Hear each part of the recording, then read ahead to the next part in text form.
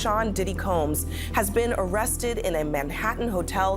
This feels like it's all-out war. It basically conceded that they did invade the attorney-client privilege. Hello and welcome to this deep dive into one of the most controversial legal battles of the decade, the case of Sean Diddy Combs. At 55, the music icon finds himself entangled in a web of federal charges, including racketeering and But beyond the gravity of these allegations lies a broader fight, one that challenges the boundaries of constitutional rights, prosecutorial conduct, and justice itself. How did one of the most influential figures in music and business end up at the center of such a storm? Let's unravel the layers of this case, exploring everything from shocking accusations to courtroom clashes that may redefine legal precedent. The story begins with Diddy's arrest, sending shockwaves through the music and entertainment industries. Charged with operating a criminal enterprise from 2008 to 2024, the accusations span racketeering and coercion. The government claims that Diddy's empire wasn't just about music and fashion. It alleges that it was a front for darker, more sinister activities. Over 50 witnesses, terabytes of evidence, and years of investigations form the backbone of this case. But from day one, Diddy has maintained his innocence, pleading not guilty and assembling a legal dream team to fight the charges. In late October, authorities conducted a search of Diddy's jail cell. What they seized has become a centerpiece of his defense team's outrage: handwritten notes detailing defense strategies, potential witnesses, and Diddy's impressions of the charges against him. Diddy's attorneys argue this was no ordinary search. They call it a deliberate and unconstitutional act to undermine his ability to defend himself. A federal judge had ruled that these materials couldn't be used by prosecutors, but the defense alleges they were accessed anyway, violating the 4th, 5th, and 6th Amendments. Diddy's legal team claims the government violated his 4th, 5th, and 6th Amendment rights. Let's unpack these allegations. The defense argues the search of Diddy's cell was warrantless and unlawful. While the prosecution maintains this search was part of routine procedures, the defense insists it was a targeted effort to gather privileged information. Even if the notes themselves are excluded, they worry the government might use the knowledge gained from them to build its case, a violation of the principle of, quote, fruit of the poisonous tree.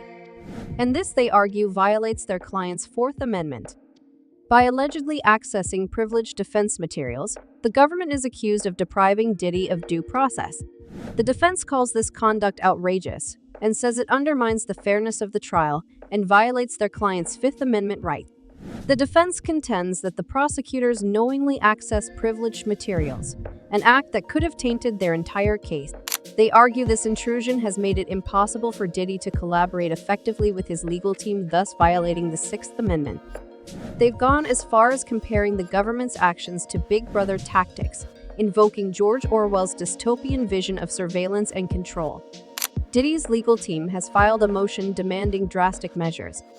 Among their demands are a hearing to assess the extent of misconduct, discovery to uncover exactly what evidence was accessed and how, disqualification of prosecutors who viewed privileged materials, the appointment of a neutral third party to review evidence, and as a last-ditch effort, they're asking for the dismissal of all charges. The defense claims the government's actions have irreparably tainted the trial, making it impossible for Diddy to receive a fair hearing. The implications are staggering. If the court agrees, it would send shockwaves through the justice system, raising questions about how far prosecutors can go in pursuing high-profile cases. Well, actually, there's a lot that went on today. Part of what the government filed was an admission that they had seized materials from his cell during what they call a pre-planned raid. The fact that they were arguably privileged materials, which prompted the defense. Prosecutor immediately was ordered by the judge to file a response. The prosecutor filed their response, basically conceded that they did invade the attorney-client privilege. So they're now hoisted between a rock and a hard place. While battling these allegations, Diddy's team has faced another challenge: access to a laptop. With mountains of evidence to review, his lawyers argue he cannot prepare for trial effectively without unrestricted access to digital tools. At the Metropolitan Detention Center, restrictions on laptop use have created a tense standoff. The defense claims these limitations forced Diddy to choose between using the laptop or meeting with his lawyers, further hampering his preparation. The government, however, insists that restrictions are necessary to protect sensitive information. They argue Diddy is already receiving special accommodations compared to other inmates. Adding fuel to the fire is the prosecution's latest move, bringing in Maurene Comey. Known for her work on high-profile cases like Ghislaine Maxwell's trial, Comey's involvement signals the government's determination to secure a conviction. Comey's expertise in and racketeering cases makes her a formidable opponent. Her addition to the team has raised the stakes, suggesting the prosecution is pulling out all the stops to win. But this is no ordinary case. Prosecuting a celebrity comes with unique challenges, from public perception to the media spotlight. Can Comey's meticulous preparation and commanding courtroom presence tip the scales in favor of the government? He actually has squared off against Maurene Comey.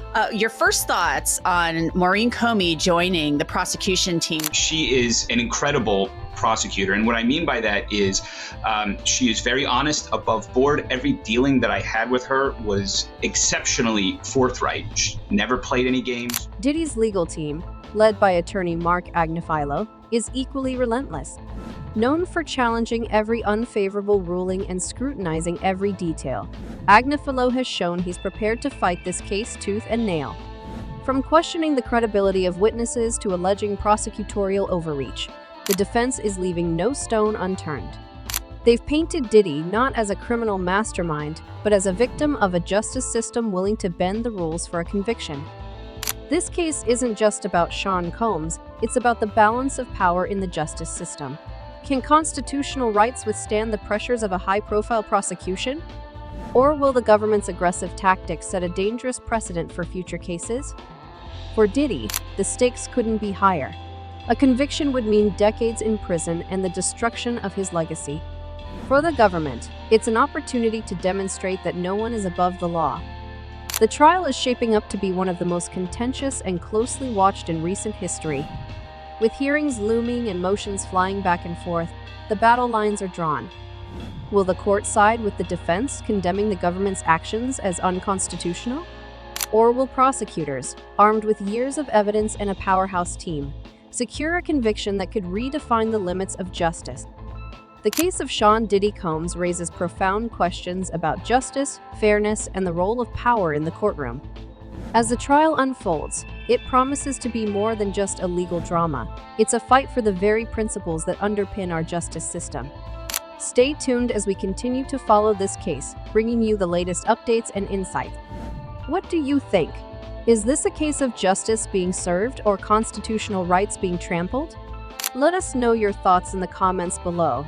And like this video, subscribe for more such celeb news updates. See you on the next one. Till that time, peace.